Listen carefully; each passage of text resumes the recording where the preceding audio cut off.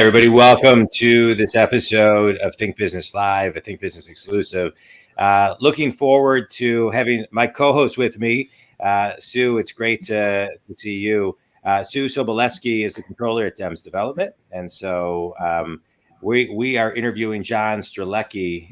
John, I'm going to talk a little bit about you. I learned about you through Sue, so I thought it'd be fun to have her co-host with me today. So John is a best-selling author, authored many best-selling inspirational books, including one of the main books we're going to talk about today, one of my favorite books now, The Cafe at the Edge of the World, Return to the Why Cafe, The Big Five for Life, and the Big Five for Life online course, which we'll talk a little bit about. John, you sold over 7 million copies worldwide, and it's been translated into 43 languages. Before becoming an author, you had a high-stress job that you ended up quitting and basically went on a one-year backpacking trip and came back and started writing. A lot of people would love to quit their jobs and go on a one-year backpacking trip to just kind of, detox from especially the last 2 years. But, John, I learned about your book because Sue called me and said, John, you got to read this book. And then it's an amazing read. It's a quick read, and then call me to discuss it when you're done, which I did, and then I did. And so I'm going to let you kick off kind of the origin of how you found the book, and then ask John the first question that's on your mind. Very good. I will. In December of last year, a girlfriend of mine who's very close to me and one of those people that you can talk about anything with, gave me your book for my birthday and said, I hope that you find some peace as you've been going through a lot lately, and maybe this will help. So I sat down, and again, like John said, it was such an easy read. And for me, who's always pressed for time and people stealing my time, your book resonated with me very quickly, especially when the chapter about the girl with the turtle at the ocean, how do you stop the incoming? And I was just like, God, I wish somebody could answer that. So I immediately went to my business coach, John, who we have sometimes very deep conversations like that. And I'm like, John, you have to read this book, and then you have to call me because I want to know how to stop the incoming, because it never seems to go away. And that was the one piece that if I could find the answer, stop the emails, stop people, just so that I can find where I need to be in a level ground, I feel like I wouldn't be so tired all the time. So that was the big question I got out of the book, more so than you called it your purpose. I have always said to my children, what's your pop, your purpose on the planet? And even in sarcastic times when they were young, they would go, well, what's your purpose? And I would tell them, I'm your mother. My purpose is to make sure you're a grown-up, successful adult on your own. But now here we are, they're all adults, and now I have to find my own new purpose, right? I'm not just their mom anymore. So that's my search right now. All right. That's beautiful. Well, first of all, thank you so much for recommending the book. Please thank your friend for me. I can't tell you the number of times when I've done signings and I ask people, how did you hear about the book? And almost always it is my best friend gave it to me, or my mom gave it to me, or it's a person who cared about someone else who gave it to someone else. It's like 95% of the time. And I'm always so grateful for that, because that really is the highest honor when someone recommends something that they care about to someone else that they care about. So thank you. Thank your friend for me. And then thank you for recommending it to John. Very good. So tell us about the incoming. So let's go back to Sue's, element of, and because I think a lot of people are experiencing that right now. You can't even sit at your computer without, news coming. Hey, inflation is higher. Supply chain is going to continue to be worse. The war, which my thoughts and prayers go out to everybody in the Ukraine. So many things.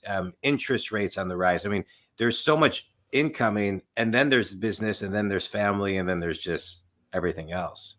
Yeah. So the essence of that story for the folks who are listening who haven't read the book is that one of the main characters is trying to figure out her life, and she goes swimming in the ocean and sees a sea turtle.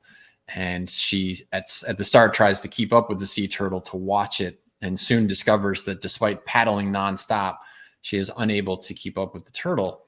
And then she goes back into the water a second day and notices something significant, which is that the sea turtle is not paddling all the time. It actually is in this tremendous state of flow, and that when the waves are coming into its face, when the obstacles are coming at it, it just sort of holds its ground. And then when the momentum of the wave is behind it, that's when it really gives momentum and energy. And the takeaway for our lives is very similar in that there are constant sources coming at us trying to distract us for all of our resources. And that includes our time, that includes our energy, that includes our financial resources. And if we're not careful, we're paddling all the time with every distraction and everything that's trying to attract us.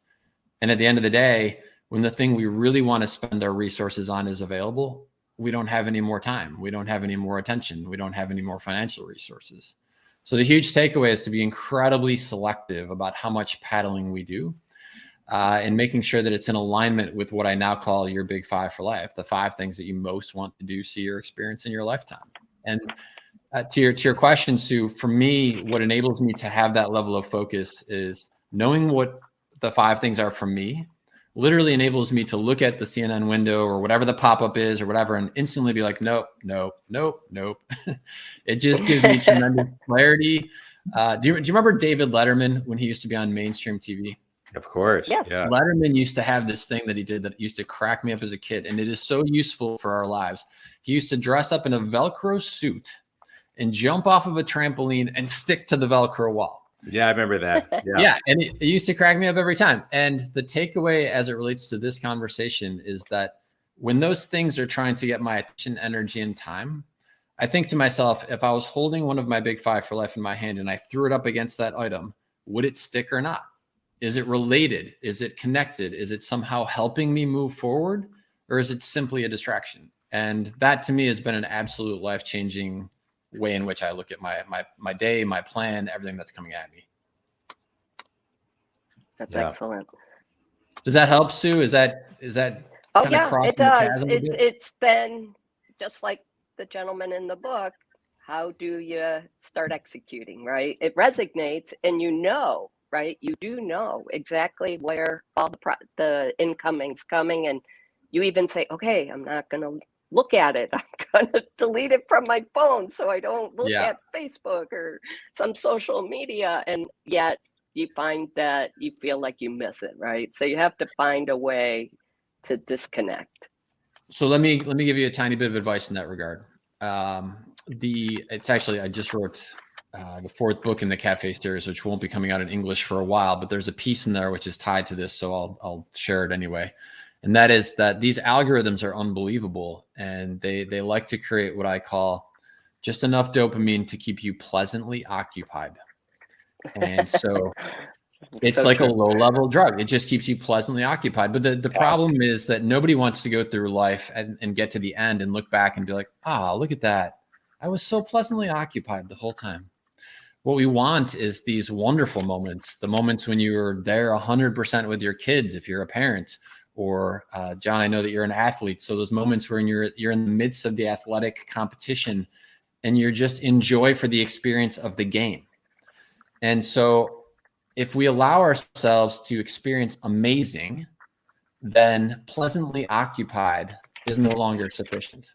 Yeah. And so to me, it's not about cutting something out necessarily, Sue, from my practical experience of what works for me. It's about tasting life at its finest, and whatever that means for you and your big 5 for life. So if you want to go travel, then get on a plane, go to Africa and experience it. Because once you've tasted that, pleasantly occupied is not going to be sufficient. And it won't feel like you're having to restrict yourself. It'll feel like you're enabling yourself towards something much more special. Yeah. I love that. Let's rewind for a second, John, because I want to talk about the mental states, the mindsets, the frequency of the vibration that you were at when you wrote your first book. So take us back for a minute, right? You're in this career, it's high stress, and then you disconnect. I'm making that word up. Maybe you didn't completely disconnect, but you you go out and you start traveling the world for a year. Yeah. And so what did you need to shed to then come back and reconnect? And then, Yeah. and this is a multi-tier question, but then when you reconnected, was it more obvious what you could shed? To kind of 100%. back up what Sue's saying. So yeah, tell us a little bit about that journey. 100%. So there's many aspects of this, which I think ties into your question, Sue, and hopefully for anybody who's listening, helps them with where they're at in their own life as well. So first for me was since I was a little kid, dreamed of seeing the world. I used to read Tarzan books when I was a little kid. I read every one of Edgar Rice Burroughs in that entire series. I read every book about the Wild West. At my core, what I wanted to be was an adventurer. And here I was in the middle of a very non-adventurous sort of mainstream life. I was well paid for what I did. I was pretty well treated. It was incredibly high stress, but I just wasn't happy. And I was looking at the people that were 10 years older than me. And it was very obvious that if I kept doing what I was doing, then I was going to be that person 10 years from then. And there came this deciding moment where I said, I just can't do that. I was 32 years old and I didn't want to get to 42 and be that guy. And so I decided that I was going to leave it all behind and go backpack around the world, which when you're in your 30s and you tell people that, they look at you like you're an absolute nut job. You know, okay, yeah, you do that when you're 18 or you do that as a gap year in college, but you don't do that when you're in your 30s, your career is going good. Like that's just crazy. And I remember writing in my journal that there were 1,000 reasons why this trip made no sense before I left. But literally, to both of you, after 1 week on the road, not one of those 1,000 reasons made sense anymore.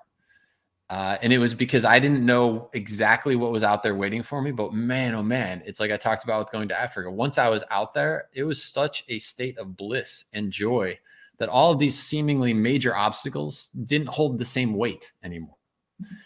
And I had dreamed of seeing animals in the wild. I had dreamed of meeting people from different cultures. I had dreamed of seeing like all these amazing places.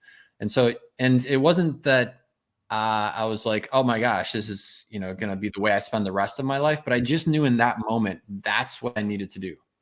And there's a big takeaway there because I realized and continue to realize that the second great adventure can only start after the first great adventure.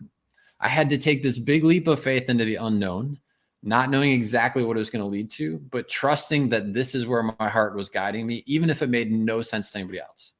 And so this year changed my life. I just cannot even tell you the number of ways in which I saw the world different, including the fact, to your point, John, like literally when you're backpacking around the world, all you have is what fits in a bag that goes from your butt to your head. So and I was never happier than I was during that year. And all I had was those possessions. And so it quickly taught me that all the rest of that stuff didn't mean as much to me. Now, I'm not saying that's not important to other people, but for me, it was about the experiences and the memories and the moments that mattered.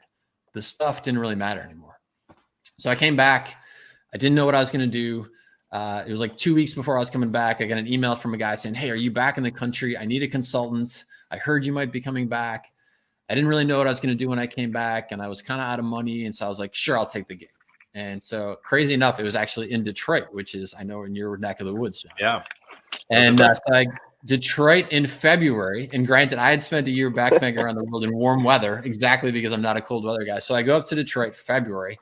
I do another consulting assignment, automotive space, and it was everything that I'd left. It was like backbiting corporate cultures and stuff I didn't really care about. I'm coming back on a flight, my last flight from the assignments, and I was sitting on the tarmac thinking to myself, what would I tell someone right now is the meaning of life? Because I had this whole year of nirvana, and then I had this kind of coming back to this reality I didn't love. I started writing out a speech. I woke up the next morning and something inside of me said, sit down and type. And I ended up typing stream of conscious nonstop for 21 days, and that became the cafe on the edge of the world. And we wouldn't be having this conversation today had I not taken that big leap and gone off and backpacked around the world, because that opened up that space. Mm-hmm. Nice. It's beautiful. That's a crazy long story, but I wanted to share it because A, you prompted it with the question, and B, because I think all of us on some level have something inside of us, which is the dream like that. And the question is, are we going to take a step into the unknown or not? Yeah. So you got a question? If not, I have a question. You can go next. Okay. That's So fine. I want to talk about that because I want to talk about fulfillment for a second, right? Because that's a big piece of your book. The book I wrote actually is also about fulfillment, and I've always followed fulfillment and my gut. I remember I left a pretty great job that nobody, as you're echoing, nobody understood why I would leave, but I just wasn't personally fulfilled. I wanted to start my own business. Nobody understood it, but I didn't care.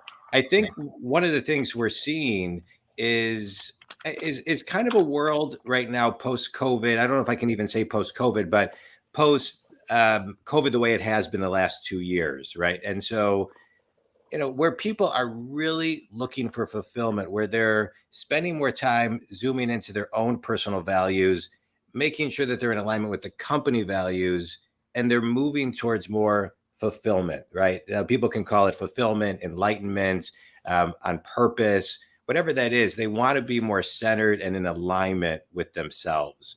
Yeah. And so the person who's having a hard time seeing what's in front of them or getting to that space, how do you I read a book many years ago called Living Your Yoga, and the book was basically about yoga isn't about doing it at yoga, it's about doing it in real time in your life. Can you live yoga off the mat? And so how would you recommend people, and I say it from your hiking experience to tapping into that energy, how would you recommend people tap into whatever space they need to actually find fulfillment? Okay, so a whole bunch of things leap to mind when you ask that. So I'm going to follow my intuition and roll with a bunch of these. So stop me, pause me, ask me questions in the middle. But here's a very fast version of everything that's flowing through my head. Yeah. The first one is that think about what you love to do on the weekends and ask yourself, how do I take the genius that is inside of me and get paid to do what I love to do on the weekends?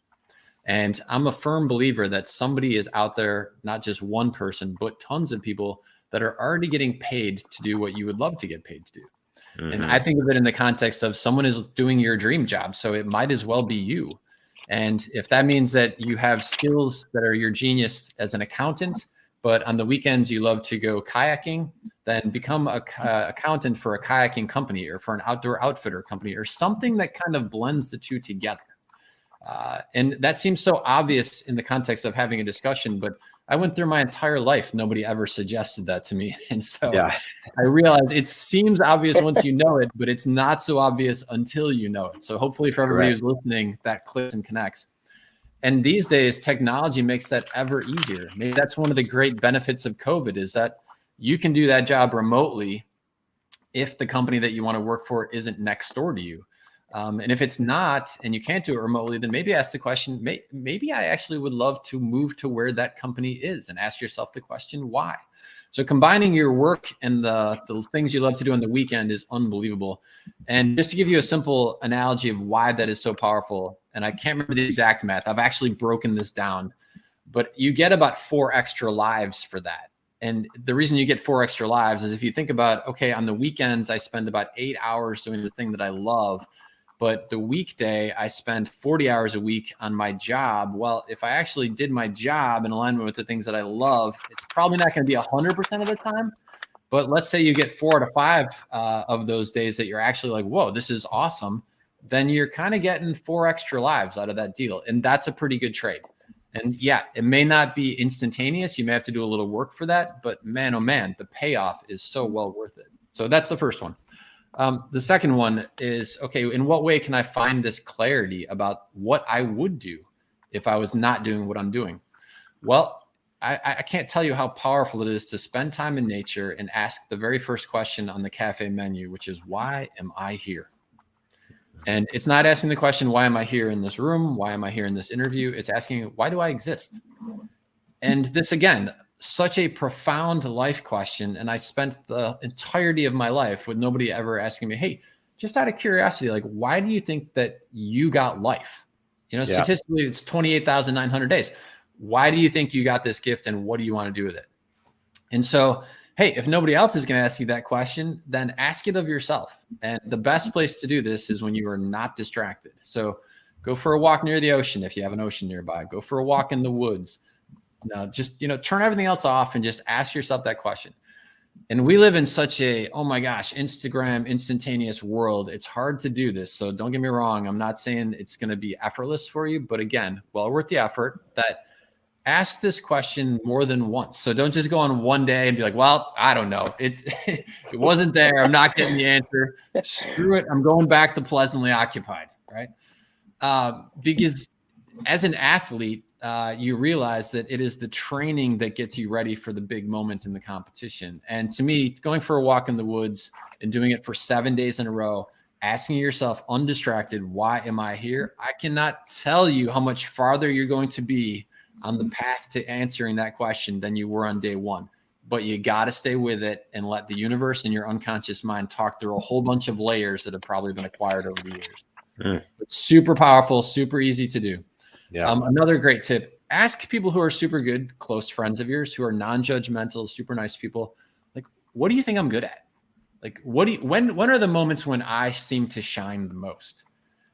We often have these blinders on, you sort of hear the story of the beautiful person who does not see themselves. They don't see themselves as beautiful, or the person who is incredibly charismatic and they have a very low self-esteem.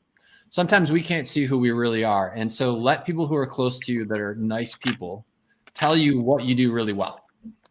And then ask yourself, okay, so who's got that sort of attribute, who's doing a job that sounds absolutely fascinating? Learn everything you can about those people and start to map yourself along that path. It's incredible the resources we have to learn about other people these days. And then it's just a matter of execution. Can I take that knowledge? Am I willing to put in the time and the energy and start to believe that I could live that life too? Sorry, that's a huge download, but it was great. It was great. It was like a sermon. I loved it. Yeah. And it kind of leads to the question in your book where you said, why do we spend so much time preparing when we can do what we want instead of, waiting?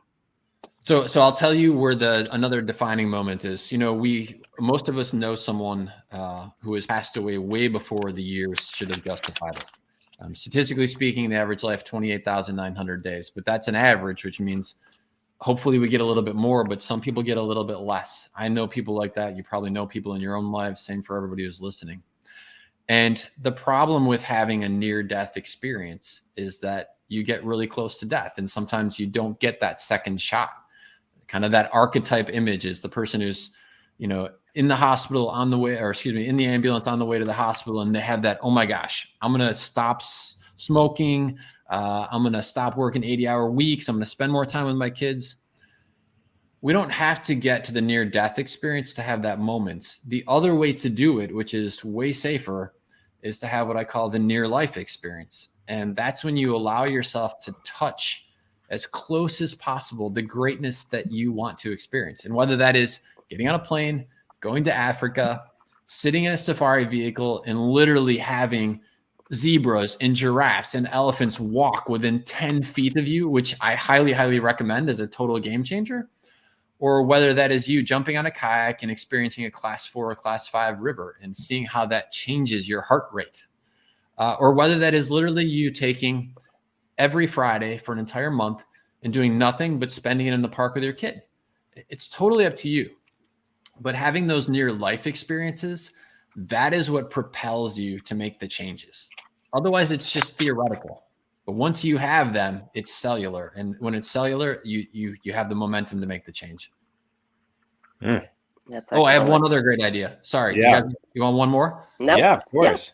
Yeah. Okay. So the brain wants to do one thing. The brain wants to do the same thing it did yesterday. Like that is its primary goal, is to keep you alive.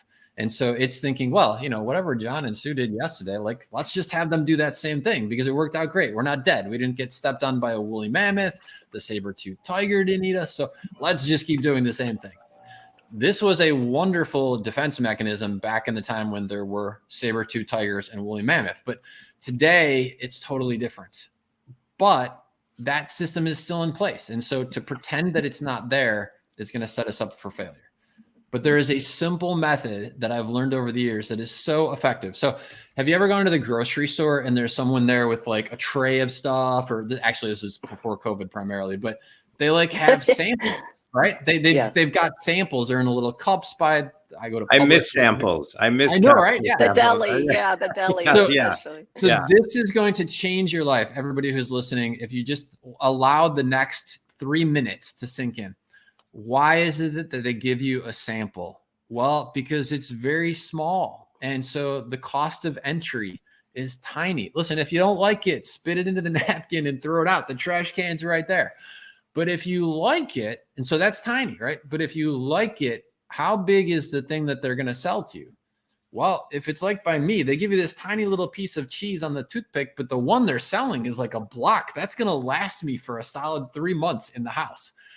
And in that moment is one of the greatest life epiphanies ever. Here's the deal. If you say to yourself, you know what, I'd really love to go kayaking. I think that is one of my callings, is to try kayaking or rollerblading or whatever. Here's my tip for you. For the next 2 weeks, I want you to spend 5 minutes a day learning about that thing. So let's use kayaking as the example to stay consistent. So now you can do YouTube videos about it. You can read a magazine about it. You can read articles about it, whatever you want, but just 5 minutes. Literally at 5, you set a timer on your phone. At 5:01, you have to stop. Okay. Now, what's going to happen during those 2 weeks? Well, your unconscious mind is going to look at someone in a kayak and see how happy they look. And it's going to start connecting the dots. It's going to be like, oh, look, that's a man. I'm a man. Okay, that seems somewhat safe. Look how happy they are. We want to be happy. Okay, that's a really good thing. Hey, they're wearing a shirt. We have shirts. Maybe this isn't as dramatic of a shift as we think it is. All right, so at the end of 2 weeks, you're going to call me up or call John, who's your coach, or Stu, who you're working with, and you're going to be like, okay, guys, please, can I have 6 minutes at least? Like, I love doing this every single day. Give me more time. Okay, you're as the coach, you're going to be like, all right, I'll give you 10 minutes, 10 minutes. But under no circumstances are you allowed to get in a kayak. Absolutely not. Okay. They're going to call you at the end of the next 2 weeks, and they're going to be like, geez, will you please let me go sit in the kayak? This looks so freaking amazing, right? And you're going to say, here's what I'm going to allow you to do. I'm going to allow you to go talk to someone in a kayak store or at a kayak rental place, but you are still not allowed to get in the kayak. So sure enough, you're loving this whole thing. You go and you go talk to someone in the kayak store. They're like, well, you should go down to the river, talk to Joe. He's got the kayaks right there. You go talk to Joe. Joe says, well, listen, why don't you just get in one for a couple of minutes? I'm more than happy to let you try it out. But your coach has said you can't do it. Well, at this point, what is your brain screaming to you that it wants to do? Get in a kayak, right? So now you've gone from where your brain is absolutely resisting everything that you want to try to pulling you in the direction of enabling you to try it. All of that from a simple sample at a grocery store. But if you apply that in your life, holy cow, is that just a complete game-changing experience to the way that you approach and fulfill your life. I love what you just said. You know, one of the things I'll just kind of layer on something that I tell people, which I think is sometimes I see people as a coach getting stuck in just old patterns, right? Patterns that have expired. What I say to people is, you know, when you buy a carton of milk, it expires, and then you have to go out and buy a new one. When you download an app from the iTunes store, it expires at some point, and you have to upgrade the app, right? It takes 1 second, and it refreshes it and makes it brand new. Sometimes we need to actually remember that we need to realize what has expired in our life that doesn't work for us anymore.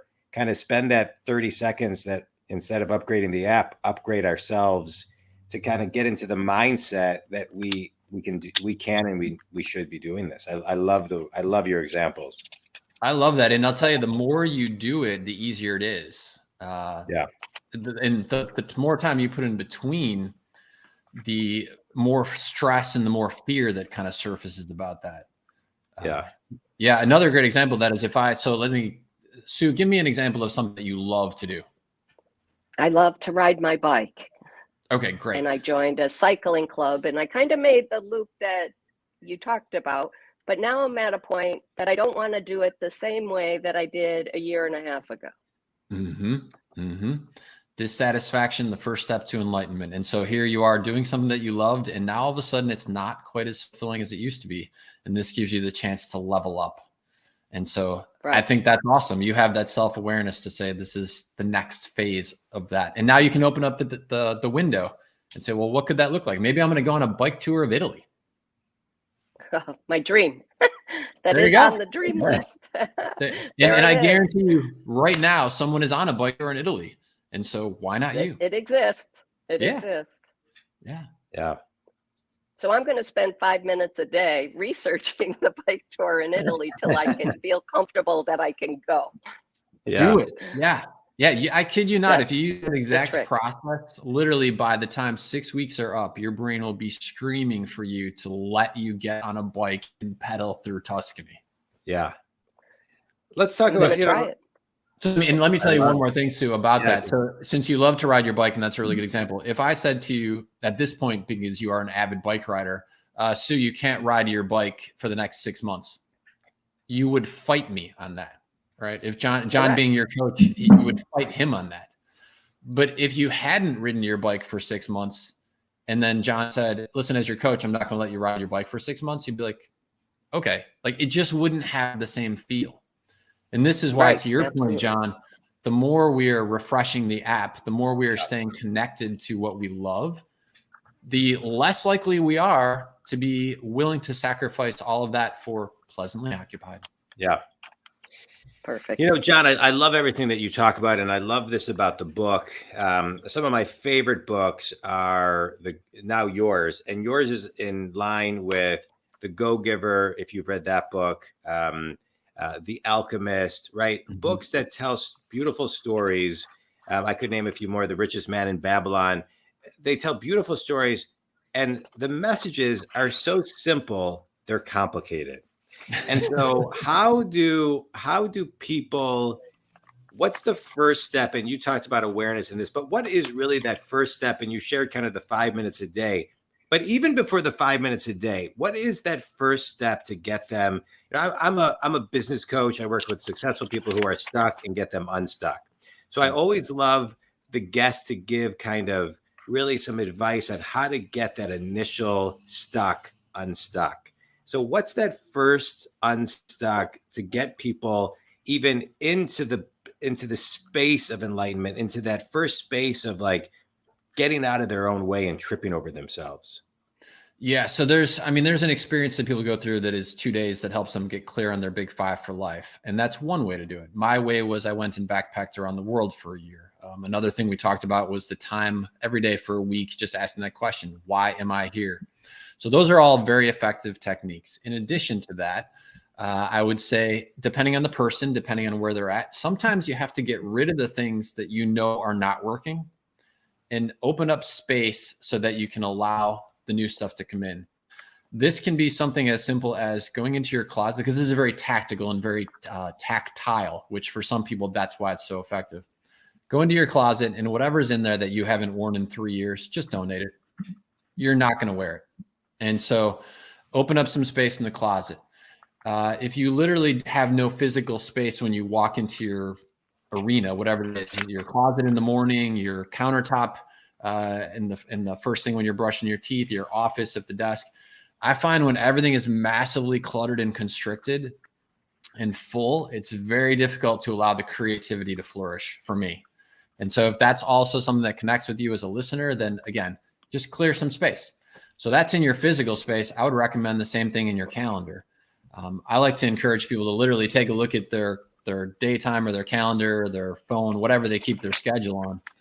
And if you look at the next 7 days, I want you to really consciously ask yourself, this item, does it relate to my big five for life? And if the answer is no, cross it off and replace it with something that does. Even if you just do that for an hour a day for an entire week, and you fill it with something, even if you don't know for sure that it's related, but you think it's related, it will literally change the way that you feel 7 days later dramatically. Yeah. And so that can be something very simple, very tactical that helps you get there.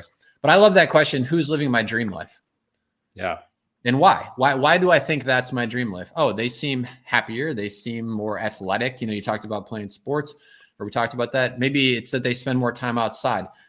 I don't know, because the answer is going to be different for everybody, but asking that question, who's living my dream life and why is that my version of a dream life? And in what way can I just incorporate it an hour a day? of something like that. I love it. Yeah. And don't think it requires a lot of money either. One of the exercises I have people go through is, if you had $5 million given to you because you won the lottery, what would you do tomorrow? And I've never met a person in all the thousands who have gone through the courses who, when I look at what's on their list, there is not a way to do that today for zero cost. Yeah. Everybody always thinks it's about money. Yeah, it's a nice way The for our same brain with to keep us saving doing for the same thing. retirement. Yeah. Right. Yeah. Saving for retirement. That's all that's drilled to you, is that, you know, you'll get there someday, and then you end up on the island of someday and surrounded and never off it. Totally. And I got lucky, Sue, because I chucked it all and left at 32. And that showed me this other perspective. Had I have not done that, I'm sure that I would have been on the same basic path. So that's what I mean. Touch those real life experiences as soon as possible, because otherwise you sort of pay the price down the line. I love that. Tell us more about When the you big talk- five. Oh, sorry. Yeah, Sue, I was go. going to ask the same thing. Yeah. No, exact same question. I would love to hear more about what are the big five. Yeah, so this was a wicked cool experience I had. One of the life-changing places that I visited during my travels was Africa. It's something I dreamed about since I was a little kid.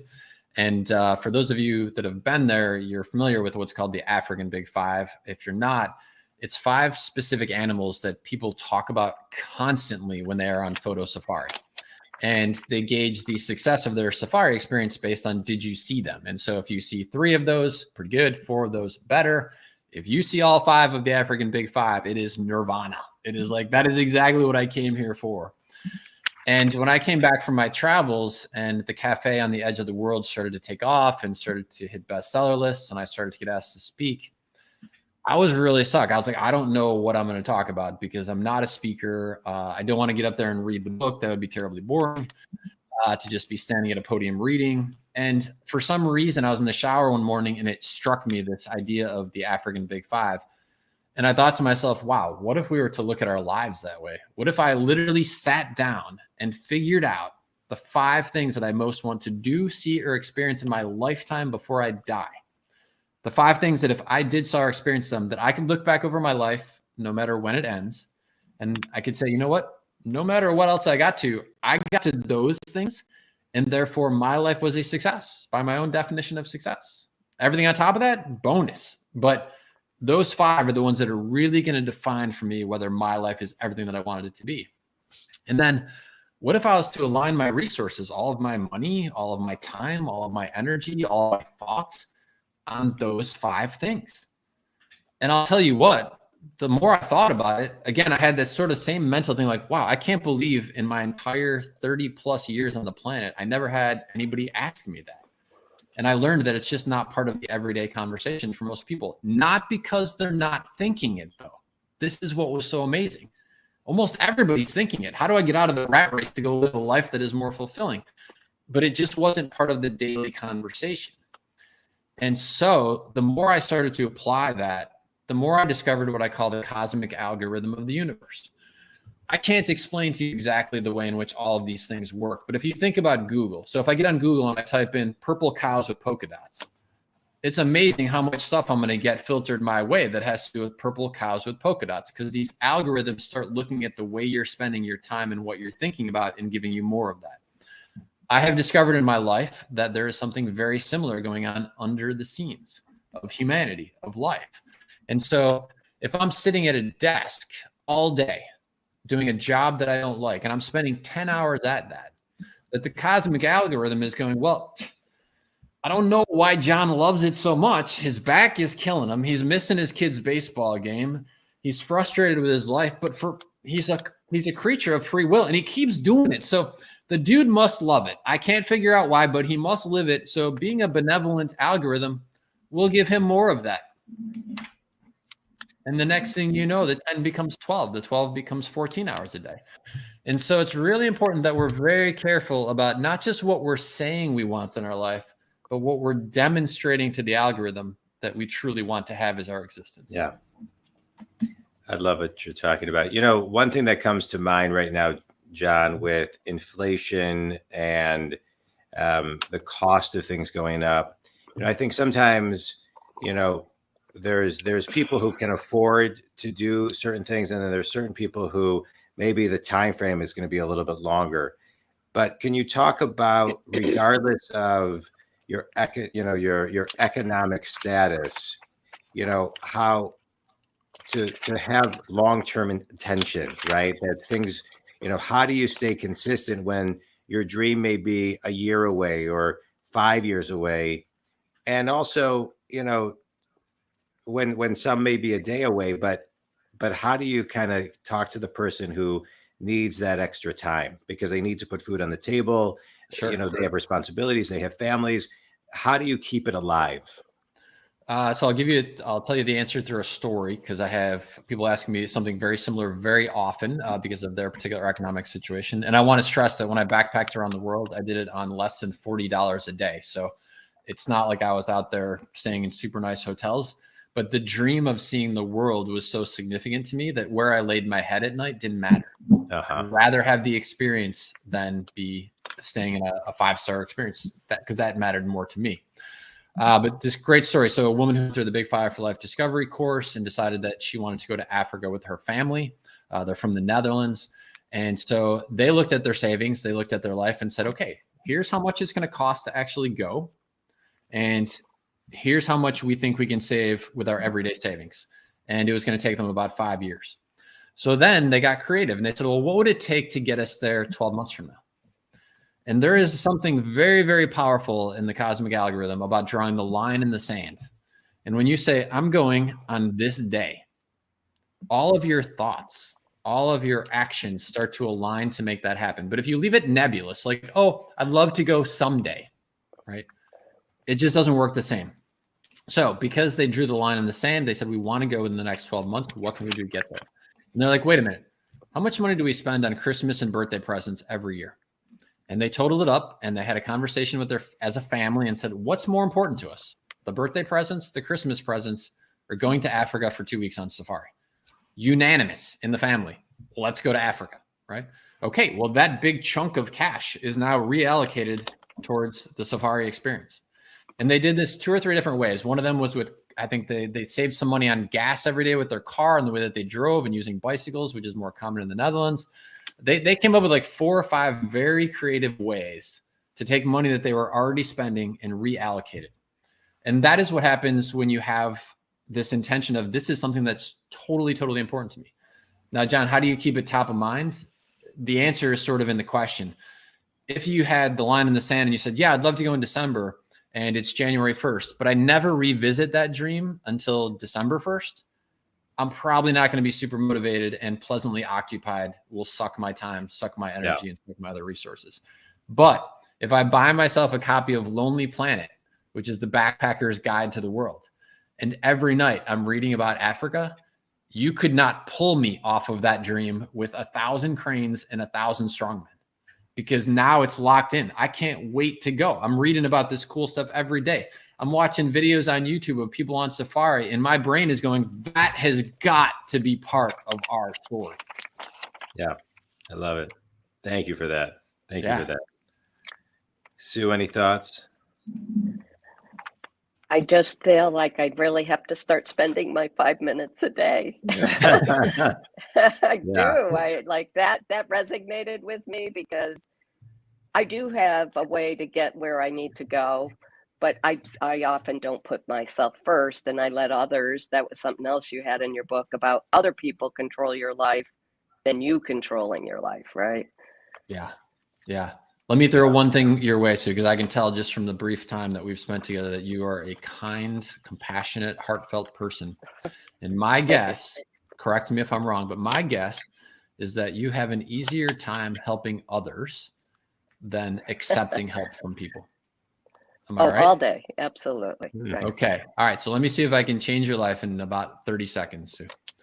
And first of all, thank you for being that kind of a person. The world's kindness and compassion grows when we see people being kind and compassionate. So the fact that you are that is what makes this world a better place. So now let's see if I can even out the scales to make sure that you get the life that you want to live as well. So Sue, why do you do that? Why do you enjoy helping people? Well, it makes me feel good. Beautiful. Yep. Makes you feel good. Yep. And so Sue, those people who would like to help you, Why are you being so selfish in regards to them? I always think they don't really want to do it. Oh, but They're Sue, just and being by the way, Sue, I state this from someone who struggled with this for 3 decades before it finally kicked through my thick head. Sue, those same people who want to help you, they want to feel good too. And if you let them fair help enough. you, you'll be letting them feel the same joy that you get when you help other people. They wouldn't offer Easy enough. if they didn't want to. And let me tell you something else. You know why? You know when people really love to help? They love to really help when they know it's one of the 5 things that you most want to do, see, or experience in your lifetime before you die. Because when they get to help on one of those things, it makes their hearts sing. Understood. Understood. It's good. Back to when you're we right. started, John, when you first met me and we were doing, I was passionate about joining this bike group, and that was when I got into it. And we were doing this huge fundraising to put clean water wells in a remote area of Africa. And I had never done anything like ride a bike across the state of Michigan ever in my life. I hadn't even rode 20 miles. And here you were going to do that for a day, 150 miles. And so many people joined in and supported me because they could see my passion for what I wanted to do. And when I met John was one of the first early times in that journey, and so many people jumped on. So what you're saying is very clear. Like when you're passionate about it, people gravitate to you to be passionate with you and help you. Yeah. And, you know, I think about this. So first of all, fantastic. And anchor that thought. Next time you have a moment of next time your brain has it's not you, it's your brain. Next time your brain has a moment of hesitation about asking for help, anchor it back to how wonderful the bike riding experience went and why it was wonderful, because there's something you cared about. And keep in mind that not everybody's able to bike 120 miles across the state of Michigan who also want to bring clean drinking water to Africa. And you're the conduit. They're not going to be able to do it, but you're enabling them to be part of it. And that's wonderful. Thank you. Yeah, I'm going to remember that. It becomes more clear when somebody tells you and you're like, well, I did that Totally. once. Why am I So not? I can't Why tell am you I the letting that number of go? blinders in front of me in my life is like massive, but so it's wonderful when other people are able to help us deconstruct those things. And I'll tell you another The great one. aha moment. Yeah. For anybody who's listening and saying, well, wait, I have that same thing going. John had it. He talked about it. Stu had it. Ask yourself the question, why? Why is it so much more difficult for me to accept help than to give help to others? And I guarantee you it's part of your life story. There was a defining moment somewhere in your life experience that anchored that. And it's a false piece of truth that you keep going back to. Mine was in my household when I grew up, when you were asked, when someone offered to help you to do something, they were basically putting the chip on the table that they were going to cash in later. And so I learned early on as a kid, I don't want to accept the chip because I don't want to be on the hook later to have to help on something I don't necessarily care about. It was totally messed up. And once I finally understood that and cleared that, it made it a lot easier for my brain to embrace the fact that people did want to help on the stuff that mattered. Yeah. Excellent. That's excellent. That was so good. That was so good. You know, we all, we all carry. I learned this a long time ago. This kind of helped me when it comes to stuff you're talking about right now, John. You know, we carry. I think it's like 4 generations of lineage in our, and so it's like to break a habit, is hard because there's just so many other voices going on, in the head. We were talking about before we got started a little bit about a book, Einstein's Dreams, kind of before, but it's true, and spending time diving into those patterns that don't work. I mean, I've been in therapy for 25 years. They're not easy, but they're so necessary. And sitting back and observing just that conversation just kind of really shows the importance of it too. So, and I'll give you an example, Sue. So after so I had the 21 days stream of conscious typing experience, where the story it flowed from out here through my fingertips so fast. And I had no plans to be an author. I had never thought about that. And but it when the 21 days were done, it looked like a book. It felt like a book. And so I thought, okay, I'm going to turn this into a book.